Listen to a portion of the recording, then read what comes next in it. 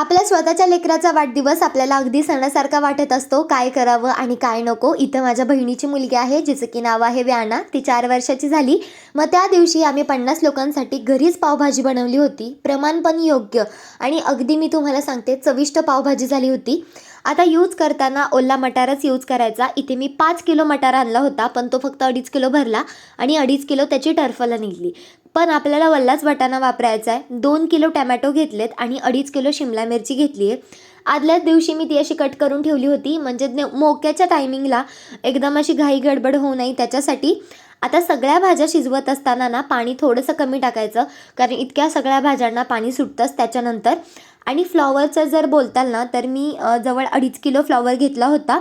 धुवून त्याला आधी उकळी काढून घ्यायची आणि त्यानंतर तो कुकरला लावून घ्यायचा. मी शूट करायचं विसरून गेले. बीट 1 किलो घेतलं होतं मी आणि गाजर 3 पावशर घेतलं होतं आणि फ्लॉवर जसं मी तुम्हाला मगाशी सांगितलं 2.5 किलो घेतला.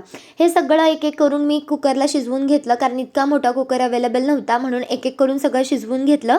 आणि त्यानंतर आलं लसणाची पेस्ट करण्यासाठी जवळजवळ पावशर लसूण तरी सहज लागला असेल आणि त्याच्यामध्ये अर्ध असं अद्रक घेतलं. आता तेलाचा आणि बटरचा वापर करून मी ह्या पावभाजीला फोडणी दिली आहे. सगळ्यात आधी तर टाकलं तेल आणि त्यानंतर बटर टाकलं. गाजर, बीट आणि फ्लॉवर जे होतं ना, ते मी वेगळं कुकरमध्ये शिजवून घेतलं होतं, कारण गाजराने वेगळाच असा कलर येतो, एकदम असा छान कलर येतो. बिटाचं तर प्रमाण ठेवायचंच. 1 किलो बिटाचा वापर केला होता मी. असं फोडणीमध्ये किसून टाकलं आणि अर्ध शिजायला लावलं.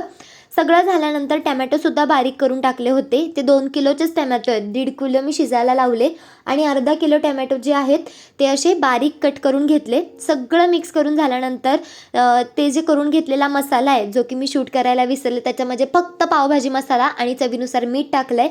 इतक्या घाई गडबडीत नव्हतं जमत बरं का शूट करायला, तरी माझा पुरेपूर प्रयत्न होता की मी सगळ्या क्लिप्स घ्याव्या. आणि पावभाजी जर म्हणताल तर फक्त जर मसाला कोणता वापरत असेल तर मी एव्हरेस्टचे मसाले वापरते, कारण त्यांनी जो कलर आहे, टेस्ट आहे, ती एकदम इन्हॅन्स होते. त्याच्यामुळे सगळ्यात आधी तर मी इथं कश्मीरी लाल मिर्च टाकली आणि त्यानंतर पावभाजी मसाला टाकला. सगळं ते खूप असं घट्ट झालं होतं, त्याच्यामुळे त्याच्यामध्ये गरमच पाणी टाकायचं. इतकी सगळ्यांना पावभाजी आवडली ना, मी तुम्हाला सांगते. प्रत्येकजण त्याचं नाव काढत होतं. चवीनुसार मीठ व्यवस्थित टाका.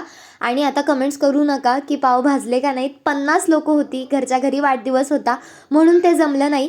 आणि बऱ्यापैकी मला डेकोरेशन करायला जमतं. तिला एल्सा हे कॅरेक्टर खूप जास्त आवडतं. मग असं डेकोरेशन आम्ही केलं होतं थीम डोक्यात ठेवून.